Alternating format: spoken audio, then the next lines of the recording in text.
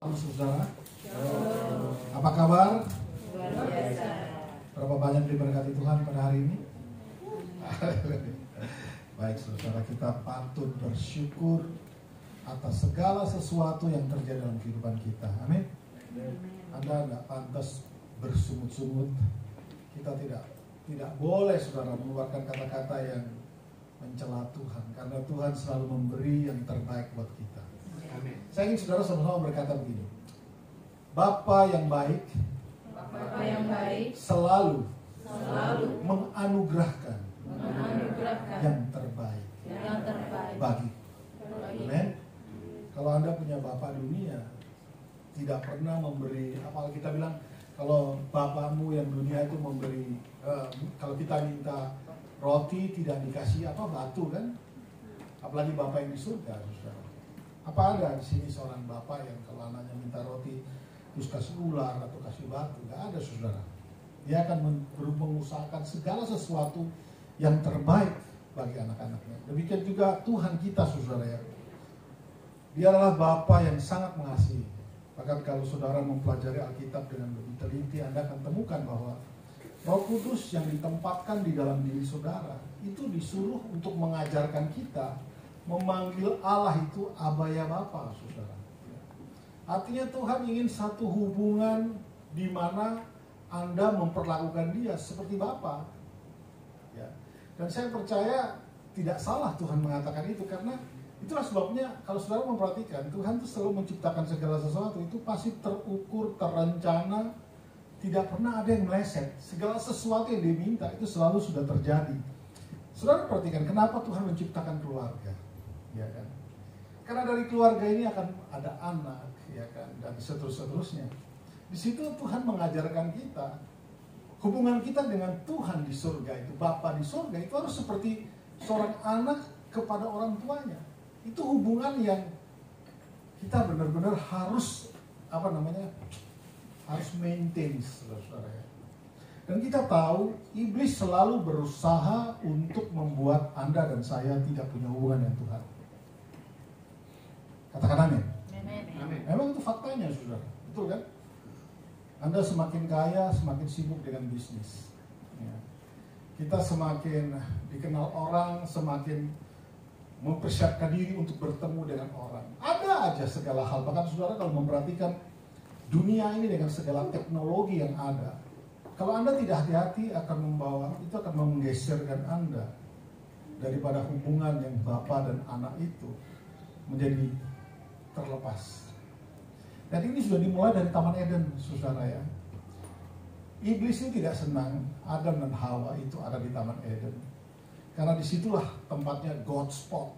Ya, saya sudah sebut ini God spot. Ada hotspot, daerah di mana wifi bisa terjangkau. Taman Eden itu adalah God spot, di mana manusia itu terhubung langsung dengan Allah. Amin, saudara ya. Dari sini juga saudara bisa melihat bahwa kita ini diciptakan dari God spot.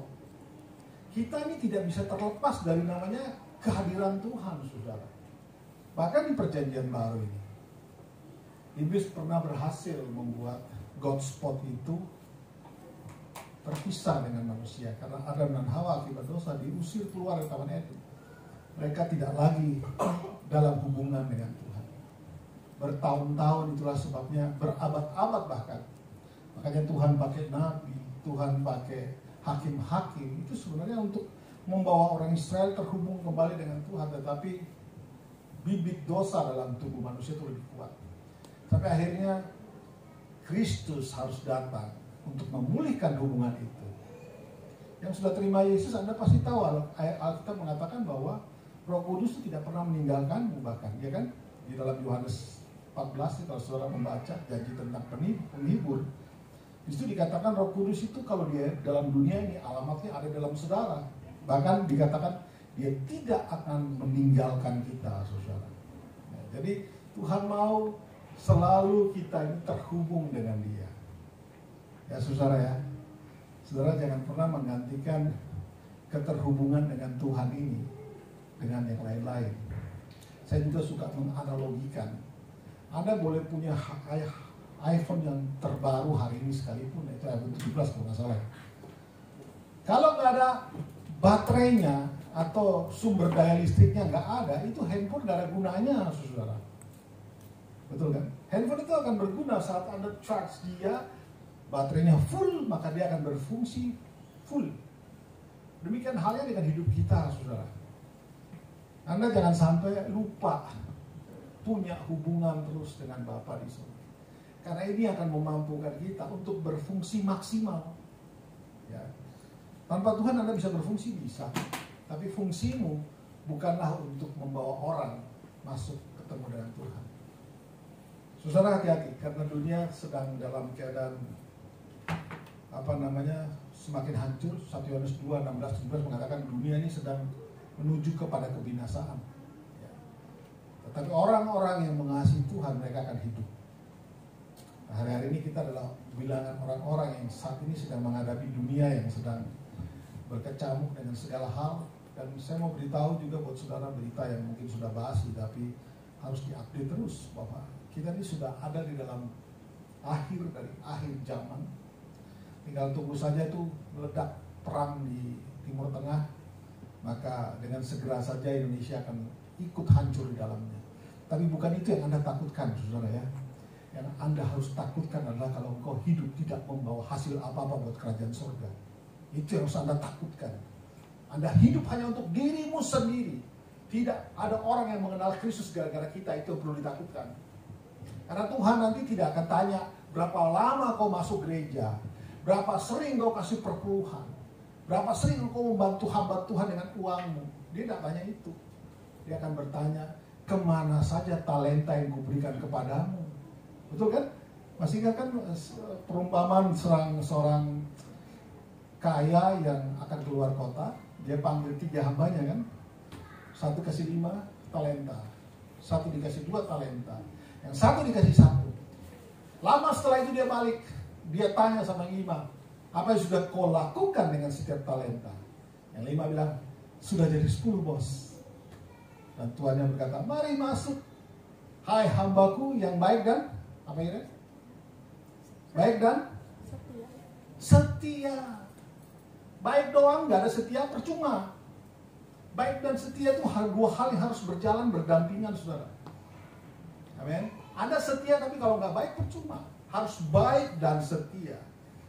Untuk bisa baik dan setia, Anda perlu terhubung dengan Bapa di surga. Baru maksimal. Yang kedua ditanya, mana? Jadi 4 bos. Oke, mari masuk dalam kau bisa menikmati kebahagiaan Tuhan. Wahai hamba yang baik dan setia. Yang 1 datang dan berkata, aku kembali, yang 1 sudah kukuburkan. Karena engkau adalah Tuhan yang jahat dan segala macam. Tuhan marah dan jika Tuhan itu bilang, kalau begitu ambil yang 1, berikan kepada yang 10 tadi. Itu bicara tentang apa sih? Itu bicara tentang setiap talenta yang Tuhan berikan kepadamu hari ini. Ada yang tidak punya talenta di sini? Ada nggak yang tidak punya talenta? Semua pasti punya ya, amin Bu Christine. Setidaknya 1. Tuhan mau setiap apa yang Tuhan percayakan kepada Anda itu dimaksimalkan. Dia nggak tanya nanti, sekali lagi dia nggak tanya berapa uang yang sudah kau berikan kepada gereja. Dia nggak tanya. Karena hari-hari ini banyak orang kasih ke gereja supaya dikenal. Kasih kepada gereja supaya orang, wah dia memang banyak duit. Banyak orang-orang melakukan sesuatu yang kelihatannya baik, tapi Tuhan tahu isinya, saudara.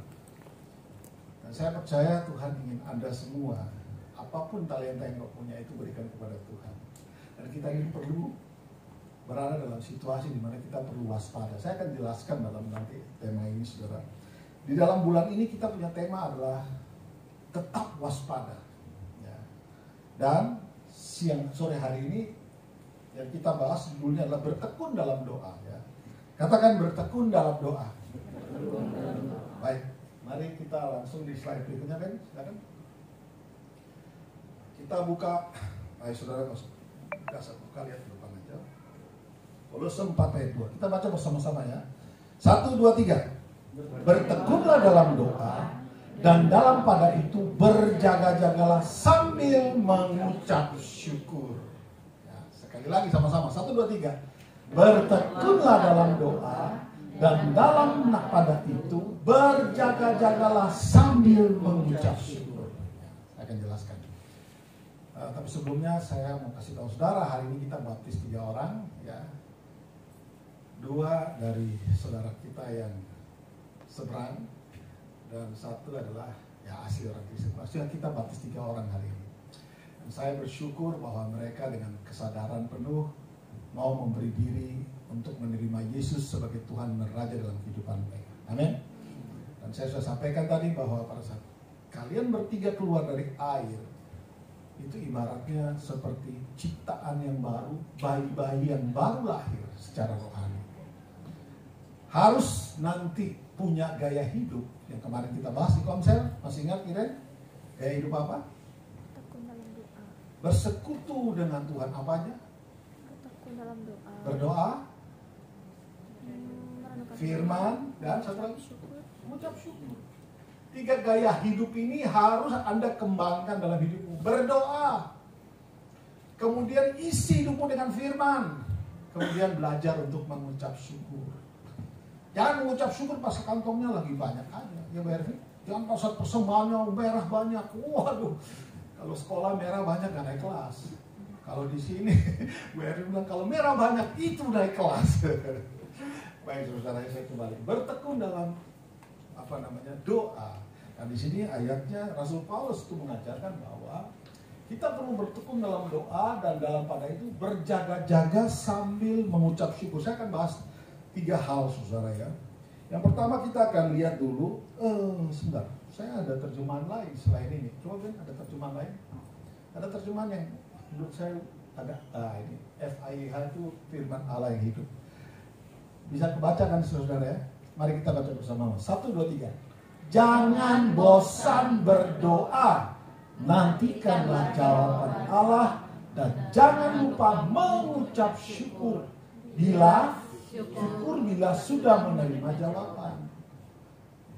Ya, berapa banyak dari kita yang bertekun dalam doa karena ada masalah. Setelah masalah terselesaikan, Anda lupa lagi. Ya, lupa mengucap syukur. Padahal kita disuruh untuk jangan bosan berdoa. Ya. Pada saat engkau ada masalah, tetap berdoa. Selesai ada masalah, tetap juga berdoa. Ya, saudara. Baik. Kita akan langsung, karena kita tidak akan lama-lama karena ada acara setelah ini. Slide berikutnya Ben. Kita bahas beberapa hal. Yang pertama adalah mengapa doa itu penting. Ya saudara ya. Ini hal yang akan saya bahas lebih lama sedikit, tapi ini hal yang sangat penting. Mengapa doa penting? Tadi saya sampaikan kepada saudara di dalam Roma 8 itu, Rasul Paulus menulis bahwa Roh Kudus yang ditempatkan di dalam saudara itu bertugas mengajar kita untuk memanggil Abba ya Bapa kan. Atau dengan kata lain, Roh Kudus menolong kita untuk memperlakukan Bapa di surga itu seperti seorang Bapa. Seperti Anda punya hubungan dengan Bapa di dunia ini, saudara. Seorang Bapa di dunia itu, seorang anak sejak dia lahir, dia gak pernah pusing tuh makan minumnya gimana. Dia tidak pernah pusing tuh bayar sekolahnya kayak apa. Dia gak pernah pusing, tahunnya beres ya. Bangun pagi ada makan minum, mau pergi sekolah ada seragam yang disiapkan, sepatu, ada kaos kaki ya. Bahkan mau pergi sekolah mungkin sudah harus diantar dan segala macam. Anak itu gak pernah pusing dengan hal itu. Saya mau menyoroti begini saudara, Tuhan mau Anda juga seperti itu gitu loh. Apa sih poinnya? Poinnya bahwa mengapa doa penting? Langsung Ben yang pertama saudara. Yang penting mengapa doa itu penting? Yang pertama adalah doa adalah bentuk komunikasi antara manusia dengan Allah. Itu komunikasi. Ada yang di sini tidak suka berkomunikasi dengan sesama manusia? Tidak mungkin, karena Anda dan saya ini makhluk sosial. Kita selalu butuh orang untuk bicara sama kita, betul tidak? Bahkan kadang-kadang kita cukup ngomong dan ada orang dengar, masalah kita yang rasanya bertumpuk-tumpuk itu bisa hilang.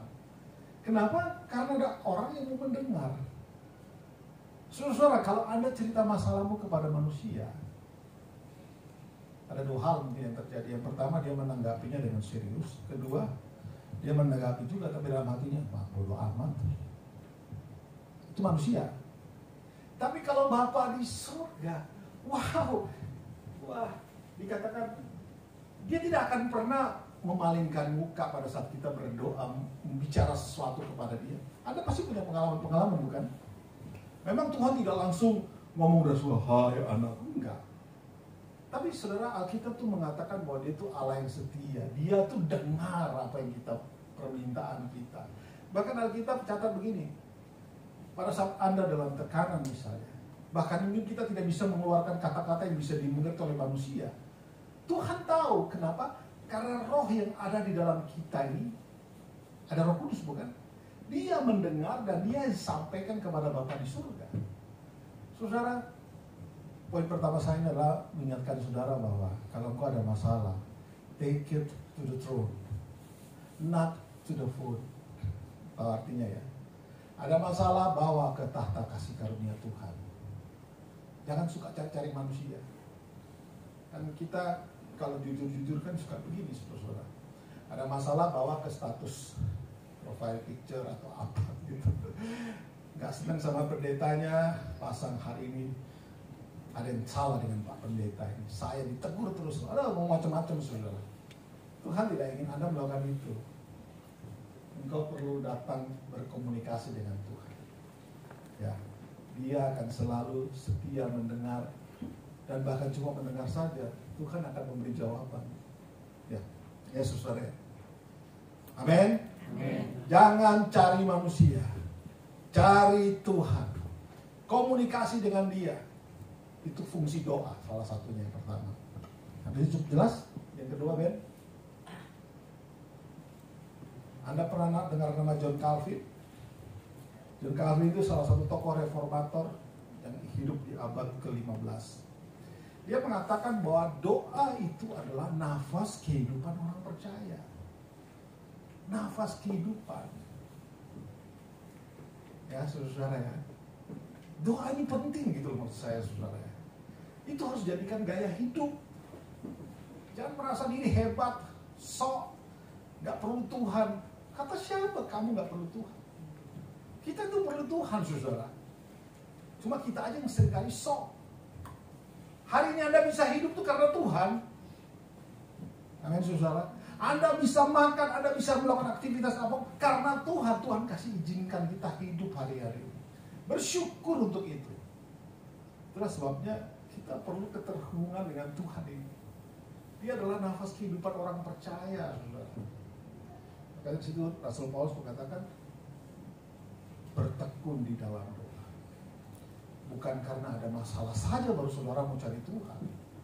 Seperti saya tadi sampaikan bahwa secanggih apapun handphonemu, kalau nggak ada baterainya, nggak ada gunanya. Dengan kata lain, salah satu kebenaran yang perlu Anda dengar baik-baik adalah, engkau mau hidupmu maksimal bagi kerajaan surga, Anda perlu terhubung dengan Bapa di surga lewat doa. Ya, ini gaya hidup yang harus dikembangkan. Saya tahu generasi sekarang ini generasi yang sangat mandiri. Tapi saking mandirinya mereka nggak perlu Tuhan. Merasa nggak butuh sama Tuhan. Saya dengan segala kekuatan power saya bisa nih. Generasi sekarang begitu kan. Mau semau-maunya, cenderung nggak punya etika, nggak menghormati orang yang lebih tua. Generasi sekarang seperti itu, saudara. Tapi saya mau kasih tahu, kalau engkau tidak punya gaya hidup yang begini, suka berdoa, Anda sedang tidak berfungsi di mata Tuhan. Tidak akan pernah bisa berfungsi maksimal, saudara. Anda mau maksimal dalam hidup, mau maksimal sebagai orang yang katakanlah orang Kristen, maka engkau perlu keterhubungan dengan Tuhan. Ingat, Anda selalu perlu nafas kehidupan supaya bisa hidup, kan? Seperti itulah kalau kita mau hidup secara rohani. Kerohanian teman-teman yang baru saja dibaptis tadi, ingat, gaya hidup ini penting. Berdoa. Katakan, berdoa. Ya, berdoa itu bukan cuma datang minta-minta sama Tuhan. Tolong ya, saya sudah mengatakan bahwa berdoa itu kita datang kepada Tuhan dan menyatakan bahwa saya perlu kekuatanmu untuk melakukan firman. Itu doa yang benar. Kalau doa isinya minta-minta, menurut saudara siapa itu sang peminta-minta? Nah, udah tahu sendiri ya. Yang tukang minta-minta itu cuma satu, pengemis. Status saudara dan saya pengemis di hadapan Tuhan. Status kita apa? Anak perlu minta-minta begitu. Ayo, Pak Fendi, anak perlu minta-minta nggak? Bangun tidur, sarapan sudah ada. Minta apa coba? Bapak tahu nih anak memang rakus kalau makan sate. Misalkan, ini Bapak tahu nih anak mama dan Bapak tahu apa menjadi kesenangan kita. Kita nggak perlu minta-minta. Begitu baju kita robek sedikit atau kena tinta sedikit, wah ganti nggak bisa. Itu inisiatif siapa? Orang tua. Saudara, Tuhan perlu kita tuh ada keterhubungan dengan Dia, saudara. Kalau datang berdoa, jangan selalu hanya bawa list permohonan, buat bisnisku berhasil, buat aku sehat dan kuat. Aduh, itu semua sudah menjadi bagian kita, saudara. Bagaimana kalau kita berdoa, Tuhan maksimalkan saya, supaya saya jadi orang Kristen yang sungguh-sungguh bisa menjadi berkat buat orang lain. Supaya hidup saya ini seperti garam dan terang dalam dunia ini. Itu doa-doa yang manjur, saudara. Tuhan mau pada saat Anda berhadapan dengan Dia, yang saudara minta adalah hal-hal untuk memuliakan nama Tuhan. Nanti masalah berkat itu urusan Tuhan lah. Saudara perhatikan orang Israel, 40 tahun di padang gurun. Apakah mereka yang mikirin bagaimana makan mereka? Enggak juga. Tiap pagi, mana damai sejahtera, mana apa? Mana sejahtera bersama. Nah, mana sejahtera bersama perusahaannya Ibu Kristi. Mana itu diberikan sampai orang Israel keluar dari padang gurun. Apa artinya? Keluar padang gurun, masih selama di padang gurun bisa nggak mereka menabur? Nggak bisa, menanam nggak bisa. Selama kita di dalam masa-masa yang sulit, disitulah mana itu terus ada. Tapi kita harus terus punya ada keterhubungan dengan Tuhan, saudara. Ya, jangan mengandalkan kekuatan. Kita perlu berdoa. Yang berikut, Ben, bentuk ketergantungan kepada Allah itu esensi doa. Siapa yang tidak perlu bergantung sama Tuhan? Tidak ada manusia yang tidak perlu bergantung kepada Tuhan. Bahkan orang ateis pun, walaupun mulutnya bilang tidak ada Allah, tapi sebenarnya dia percaya ada Allah. Karena dia tidak bisa menjelaskan bagaimana dia bisa hidup pagi ini. Dia tidak bisa menjelaskan bagaimana matahari ini terus ada, dia tidak bisa menjelaskan. Sebenarnya mereka tahu ada Allah. Saudara, sadarilah bahwa kita ini cuma debu dan tanah. Maka kita akan selalu merasa bergantung kepada Sang Pencipta. Allah yang begitu besar kasih karunia-Nya menciptakan Anda serupa segambar dengan Dia, padahal kita itu cuma debu dan tanah. Saudara, kalau Anda tidak merasa bahwa engkau perlu Tuhan, hati-hati. Jangan-jangan engkau sudah ditipu oleh si jahat. Buat kita tidak lagi merasa perlu tergantung dengan Tuhan. Harta saya cukup kok. Saya punya pendidikan yang cukup untuk dihormati. Wah, saya punya banyak kenalan yang jenderal. Aduh, udah susah itu. Kalau sudah kena begitu, saudara, kita perlu bergantung sama Tuhan. Bukan menunjukkan bahwa kita lemah, tapi menunjukkan bahwa kita perlu. Oke, habis ya saudara. Memang salah kalau kita bergantung sama Tuhan. Tidak, justru Dia mau. Ya, Tuhan mau kita tuh bergantung sama Dia. Seperti tadi saya kembalikan, Tuhan mau kita tuh, Dia dan kita itu punya hubungan seperti bapak sama anak. Mana ada anak yang gak butuh bapak? Betul kan saudara ya? Mana ada anak yang tidak butuh orang tua? Tapi selama saudara merasa saudara bisa, maka selama itu pula seperti handphone yang tadi tidak akan berfungsi secara maksimal karena baterainya sudah habis. Itulah nanti kita yang terjadi. Cukup mengerti ya saudara ya, kira-kira begitu ya saudara ya. Saya gak lama-lama. Kenapa doa penting itu? Balik belum disuruh pindah kok. Jadi 3 hal ini mungkin saudara perlu berdoa. Minta Roh Kudus sadarkan kalau Anda ini tidak memiliki gaya hidup yang pertama ini, yaitu berdoa. Anda harus punya gaya hidup berdoa. Berdoa itu, kemarin saya dengan kelompok saya membahas, saudara. Tuhan Yesus itu, Alkitab catat pagi-pagi benar. Dia datang ke atas gunung berdoa. Saudara, pagi-pagi benar di situ sebenarnya tidak mengacu kepada jam. Ya. Pagi-pagi benar saudara dan saya mungkin berbeda. Ya. Pagi-pagi benar adalah suatu kondisi di mana Anda tidak terganggu, suatu kondisi di mana Anda benar-benar bisa punya waktu. Ya. Pagi-pagi benar kita bisa saja mungkin kirim punya pagi-pagi benar adalah pada saat jam makan siang, 1 jam dikasih waktu untuk makan siang, sambil makan, habis makan ambil waktu 5-10 menit, serahkan hidupmu kepada Tuhan. Mungkin pagi-pagi benar kita. Jadi jangan terpaku dengan pagi-pagi benar kayak Yesus. Loh, Yesus tuh punya latar belakang, saudara. Pagi begitu matahari terbit, orang-orang sudah ngumpul di depan situ. Kapan dia punya waktu sama Bapa di surga? Ya, saudara. Anda harus punya waktu pagi-pagi benar. Amin, Dendi. Amin. Ayo, pagi-pagi benar kita tuh akan menentukan hari ini apapun yang kau lakukan itu berhasil atau tidak, saudara. Ya, saudara, ya, pagi-pagi benar kita tuh penting. Karena Tuhan mau ada hubungan. Harus ada hubungan.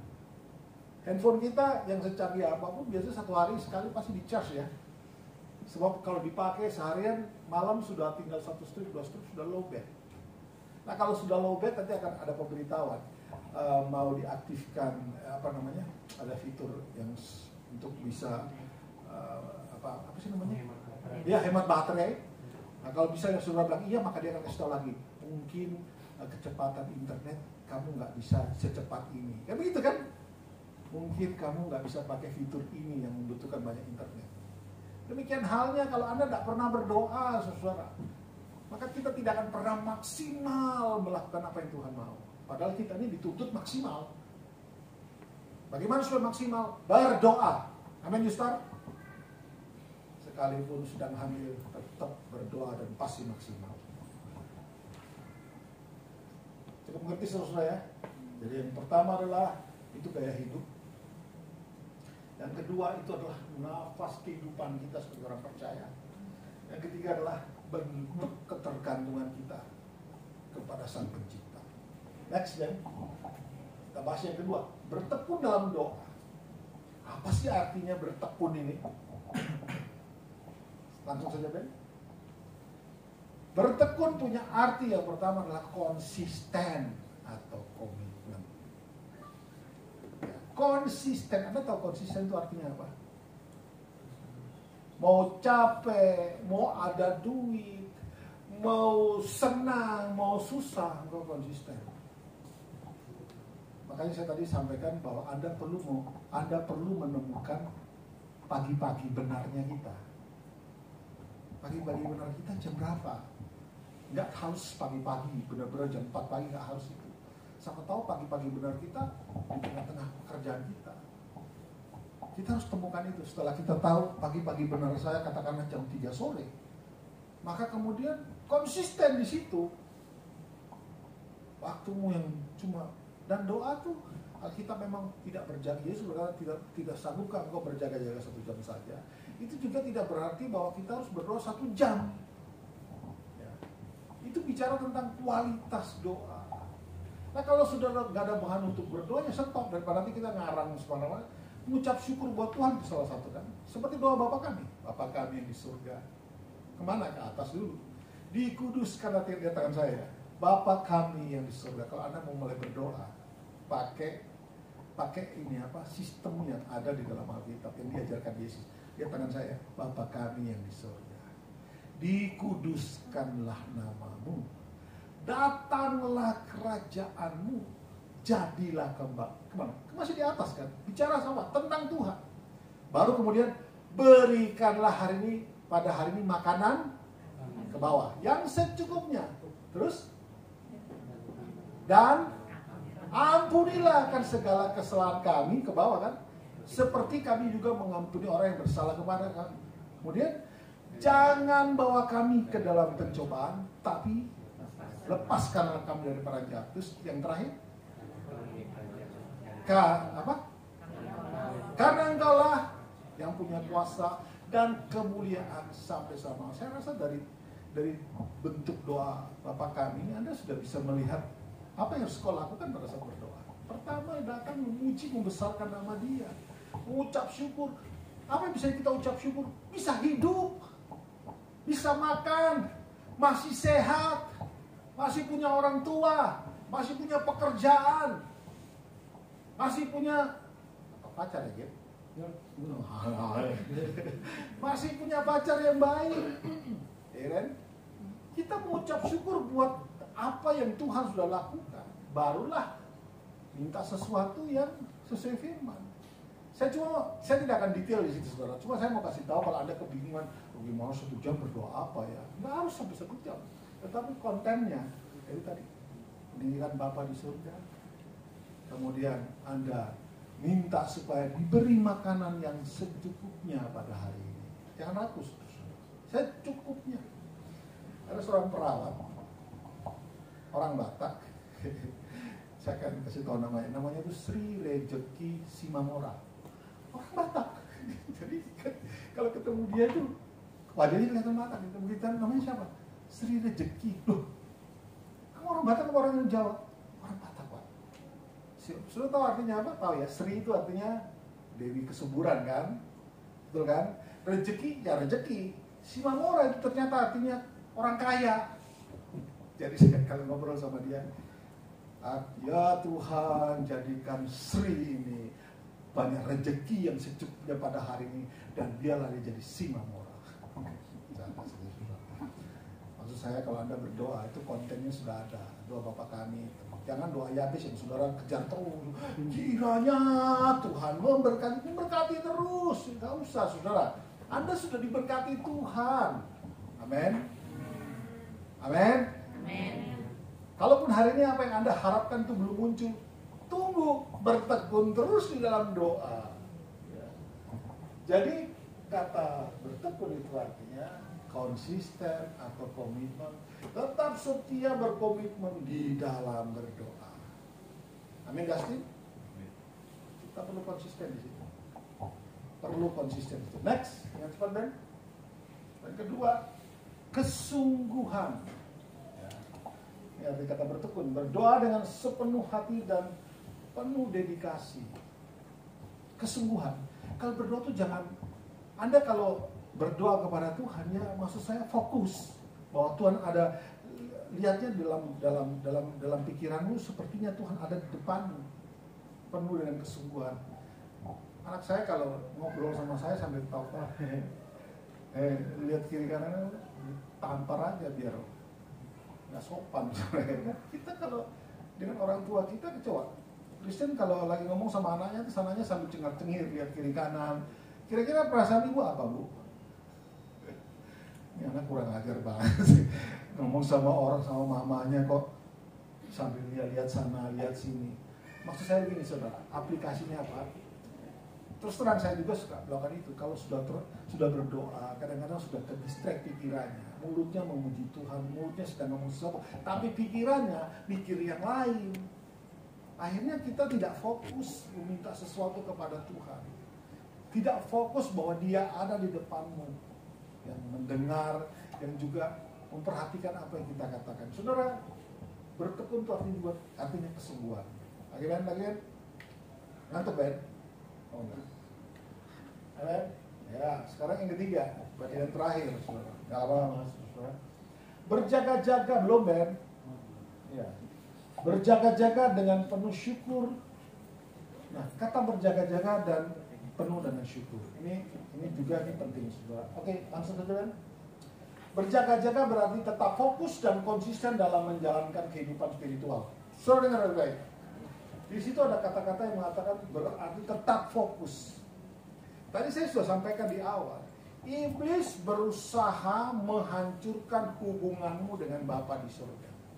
Dia memastikan Anda tidak ada di dalam yang namanya God spot. Dia memastikan kita tidak punya hubungan dengan Tuhan. Sebab di luar Tuhan, Anda dan saya tidak bisa apa-apa, kata Alkitab. Di luar Tuhan kita tidak bisa maksimal dalam Dia. Novi, ya, untuk maksimal berfungsi sebagai apa yang Tuhan mau, engkau perlu fokus. Iblis akan pakai segala macam cara untuk membuat kita kehilangan jam doa. Kemarin saya berdiskusi dengan kelompok saya. Kita ngobrol, kita bertanya, apa kendala yang membuat kamu nggak bisa doa? Alasannya memang sangat manusiawi, sibuk, kerjaan, kadang pulang kerja udah capek, ngurus anak. Itu manusiawi. Tetapi di dalam kita disuruh berjaga-jaga dan berdoa. Karena apa, saudara? Kita disuruh komitmen, bukan? Disuruh konsisten. Supaya jangan sampai hubungan Anda dengan Tuhan itu terputus. Kalau hubunganmu terputus, sekali lagi, tidak bisa maksimal di dalam hidup ini, saudara. Dan iblis itu lihai dalam hal membuat Anda ke-distract. Dia akan pakai segala macam cara untuk distract. Pak Martin baru punya bayi, sekarang hampir 2 bulan.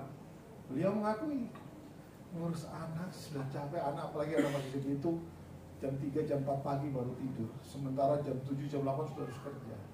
Karena sibuk ngurus anak, akhirnya terkantuk-kantuk, gak punya jam doa yang Tuhan mau, saudara. Jadi apa solusinya? Beliau bilang, berarti saya setelah ngurus anak jam 2, jam 3, jam 4 gitu, saya ngopi. Terserah. Pokoknya kita harus lakukan sesuatu supaya jangan hubungan kita dengan Tuhan itu terputus. Supaya jangan sampai waktu Anda berdoa itu terputus.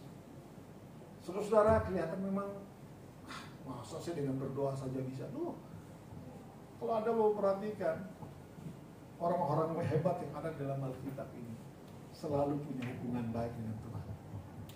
Selalu punya hubungan baik dengan Tuhan. Ya, saudara, mereka selalu terhubung dengan Bapa di surga. Padahal mereka mungkin orang-orang yang dianggap sepele.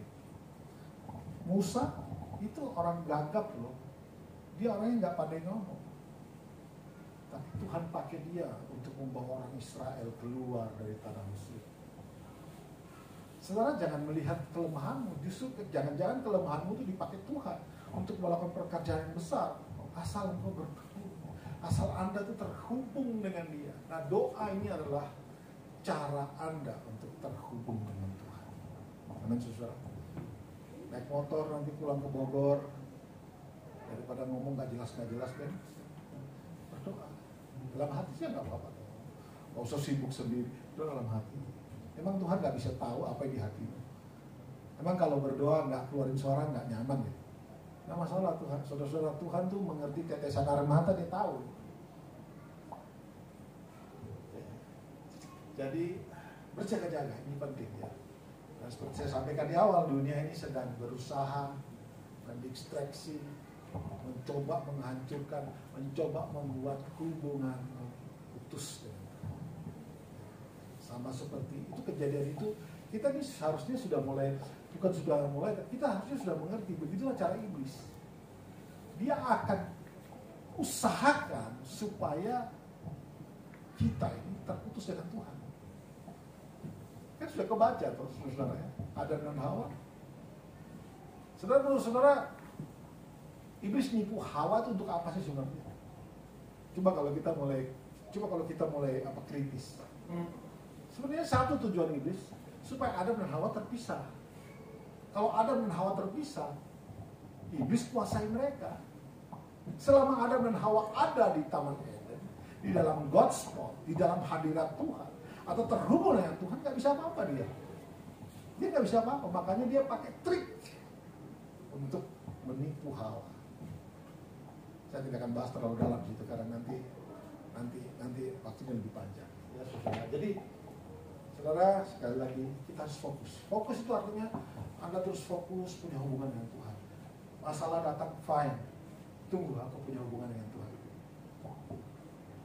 Di luar Tuhan tidak ada jalan keluar. Di luar Tuhan Anda tidak maksimal. Di luar Tuhan you are nothing. Di luar Tuhan. Oke, berikutnya Ben, dengan cepat Ben. Udah habis apa? Oh. Nah, berjaga-jaga ini juga punya kata arti yang lain adalah berjaga-jaga mengucap syukur ini punya arti lain adalah mengucap syukur. Artinya mengakui, saudara, mengucap syukur itu ya, artinya mengakui kebaikan Tuhan. Kok bisa saya sedang masalah kok mengakui kebaikan Tuhan? Ini saudara berpikir begitu. Sebenarnya sederhana sih saudara-saudara kalau kita mau mengucap syukur ya. Di tengah masalah kita, oh, kamu kan gak mati gara-gara itu, masih tetap hidup. Harusnya kita tuh mengucap syukur, terima kasih Tuhan. Tekanan boleh datang, tapi aku tetap terpelihara dengan baik. Hari ini berapa banyak orang lompat dari lantai 10, 20, 30? Banyak sekali. Kenapa? Karena tidak ada keterhubungan dengan Tuhan. Akhirnya tertipu oleh si jahat. Belajar mengucap syukur, saudara ya. Bisnis gak lancar, terima kasih Tuhan, engkau baik. Wah, itu kan saya ada sedikit definisi yang bagus, saudara ya. Orang mengucap syukur itu seperti begini. Pada saat Anda menghadapi masalah di depanmu ini, tapi karena engkau berkata Tuhan itu baik, Tuhan itu setia, itu seolah-olah Anda sedang mengalihkan fokusmu kepada problems, kepada Tuhan.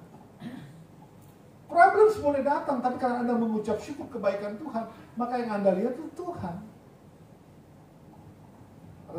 Saya suka melihat beberapa quote yang bagus di Instagram ya, saudara. Ada seseorang dengan perahu, di dalam perahu, kemudian ada seseorang lagi yang digambarkan sebagai, sementara di kiri kanan itu gelombang besar. Kata-katanya bilang gini, not focus on the storm, but focus on me. Jangan fokus kepada masalah, tapi fokuslah kepada Tuhan. Jadi punya pengertian begini, saudara. Anda mungkin tidak akan, maksud saya, permasalahan itu tidak tiba-tiba lenyap, tidak. Tetapi di tengah-tengah permasalahan itu, Anda tidak tenggelam. Karena Tuhan sanggup melepaskan. Nah, ini semua hanya bisa terjadi kalau kita belajar bertekun di dalam doa. Bertekun cari Tuhan, mengucap syukur dalam segala hal. Karena berjaga-jaga ini tadi artinya saudara harus hati-hati. Karena semua kesibukanmu itu adalah hal yang akan bisa membuat Anda keluar atau mendistract-mu untuk tidak punya hubungan dengan Tuhan. Itu makna dari kata berjaga-jaga. Bukan takut, tapi kita harus berjaga-jaga. Karena trennya hari ini, orang-orang Kristen pada saat masih miskin, belum punya apa-apa, berdoa, rajin ikut komsel, rajin datang gereja, minta A, Tuhan berkati A. Kemudian mulai minggu-minggu tertentu sudah nggak datang gereja. Ditanya kemana? Lagi menikmati mobil baru, lagi jalan-jalan. Oh gitu ya. Gitu kan trennya orang sekarang begitu. Begitu dapat berkat, mulai kendor sedikit. Dalam hati nanti kalau masalah, gua datang lagi cari Tuhan. Tuhan dibuat permainan, Tuhan dijadikan permainan sama kita, saudara. Ayo sadar. Jangan seperti itu, saudara. Mari kita fokus berjaga-jaga dengan apa yang ada. Jangan sampai hal-hal dunia memisahkan Anda daripada Tuhan. Sekali lagi saya tekankan, di luar Tuhan Anda tidak akan bisa maksimal. Di luar Tuhan engkau pasti hancur. Di luar Tuhan tidak ada hal-hal yang bisa dibanggakan. Tapi kalau engkau dalam Tuhan, hubung dengan Tuhan, Anda maksimal jadi orang yang percaya. Anda pasti maksimal, saudara. Jadi cukup mengerti ya, saudara ya. Berjaga itu artinya hati-hati dengan segala hal yang bisa mendistract kita daripada Tuhan. Punya anak itu hati-hati juga tuh. Jangan sampai fokusnya ke anak melulu ya, Pak Martin. Kan apalagi masih lucu-lucunya, hampir 2 bulan, lucu banget ya tanah segitu. Fokusnya ke anak sampai akhirnya, waktu doa, sudahlah, kan besok bisa. Hati-hati. Sekali lagi saya sampaikan kepada saudara, kita ini adalah alatnya Tuhan. Supaya kita tuh maksimal, maka kita selalu harus terhubung. Ada lagunya kan? Ku terhubung denganmu, terus selalu dekat di hatimu. Itu lagu-lagu yang diinspirasikan daripada kebenaran firman. Saya akan tutup dengan, sudah habis kan, Ben? Iya. Oke. Saya akan tutup dengan ini sih, saudara. Ada satu ayat yang saya ingat mengatakan begini. If you love me, you will do my work. Dalam Yohanes 14 ayat 15. Kalau engkau mengasihi aku, engkau pasti melakukan firman-Ku. Engkau akan taat kepada firman-Ku. Dengar Bapak Saudara ya. Antara cinta, mengasihi Tuhan dan ketaatan, itu perlu yang namanya hubungan dulu. Saya suka sebut begini, tak kenal maka tak sayang. Kenapa orang sulit melakukan firman Tuhan? Tidak kenal. Kenapa tidak kenal? Tidak punya hubungan. Gampang kan? Jadi kalau Anda ini adalah tipe-tipe orang yang sulit melakukan firman Tuhan, saya memang akan mencurigai kau tidak punya hubungan baik dengan Tuhan. Ya kan, saudara. Ingat firman Tuhan, Rasul Yohanes mengatakan, if you love me, you will do my word. Jadi itu standarnya, saudara. Dan saya mau kasih tahu, dasar dari semua itu apa? Hubungan. Makanya Mazmur kita mengatakan yang kesukaannya Taurat Tuhan dan yang merenungkan siang dan malam. Ya seperti pohon yang ditanam di tepi aliran air, yang berbuah pada musimnya, tidak pernah layu daunnya, apa saja yang diperbuatnya berhasil. Hubungan dengan Tuhan itu menempati urutan teratas kalau kita mau sesuai dengan apa yang Tuhan mau. Dan dengar baik-baik saudara, dari hubungan dengan Tuhan Anda memperoleh namanya pengenalan akan Tuhan. Pengenalan akan Tuhan, karena sudah kenal maka kan tadi tak kenal maka tak sayang kan? Setelah sudah kenal maka sayang. Kalau sudah sayang, mana ada orang yang sayang orang lain terus dia lakukan hal yang jahat kepada orang tersebut. Betul tidak? Pak Effendi, hal terbaik apa yang sudah dilakukan kepada istrinya? Yang disukai oleh istrinya, tahu nggak? Kalau nggak tahu harus dikonsepin ulang. Pasti tahu kan hal yang menjadi kesukaan hatinya, makanya Bu Christine mau nikah sama Anda, betul dong? Kan perlu pendekatan. Perlu pendekatan. Kalau ya makanya pacaran jangan lama-lama juga, 5 tahun ya sudah kebablasan sebenarnya. Pendekatan. Kan akhirnya orang, oh sukanya bunga. Tapi Bu Christine bukan bunga yang hidup itu, bunga bang sukanya misalkan. Oh tahu. Kan begitu saudara. Begitu kenal sayang. Setelah sayang langsung berkata, apa? Kalau si Raja Ahasveros bilang sama Ratu Esther, hai ratuku, apa yang menjadi permintaanmu? Sampai setengah kerajaan pun kuberikan kepadamu. Betul kan? Itu kan kata Raja Ahasveros. Saya nggak usah pakai contoh dunia aja. Artinya apa? Dia kenal ini istrinya, dia cinta sama istrinya, dan dia mau kasih setengah kerajaan untuk istrinya. Wah, dia cinta, dan dia siap melakukan apapun kepada istrinya. Tapi dimulai dari mana? Hubungan. Kalau Anda sulit melakukan firman Tuhan, artinya engkau tidak punya hubungan baik sama Tuhan. Berhubungan mulai dengan apa? Berdoa dengan tekun. Temukan pagi-pagi benar itu yang mana dalam hidup saudara. Temukan itu saudara. Setiap orang punya pagi-pagi benar berbeda. Saya punya pagi-pagi benar itu jam 4 pagi sama jam 3 sore. Pada saat BK sudah tergeletak tidur ngantuk, saya baru bisa berdoa. Karena disitulah waktu di mana saya tidak terganggu. Itu artinya pagi-pagi benar. Situasi di mana suatu tempat yang Anda ciptakan, di mana engkau bisa tenang berdoa kepada Tuhan. Saudara, kelihatannya hal ini sederhana, tapi hal ini akan menentukan Anda maksimal bagi kerajaan surga atau tidak. Anda maksimal bagi kerajaan surga, engkau harus belajar lipat lutut, cari Tuhan dengan konsisten dan fokus. Ya, artinya Anda sudah tahu bahwa kelemahan saya adalah, kalau sudah lihat yang merah-merah, udah ini dulu saya hitung ya, itu harus stop ya, biarin ya, berdoa dulu. Oke, saya tidak akan panjang-panjang, saya berdoa supaya setiap daripada kita ini, mari, waktu kita sudah tidak akan lama lagi dalam dunia ini, Tuhan akan segera datang. Anda perlu berdoa. supaya engkau maksimal menjelang kedatangan Tuhan. Anda sungguh-sungguh maksimal. Amin, saudara. Tuhan memberkati. Saya mampu main musik. Bu Krista, silakan.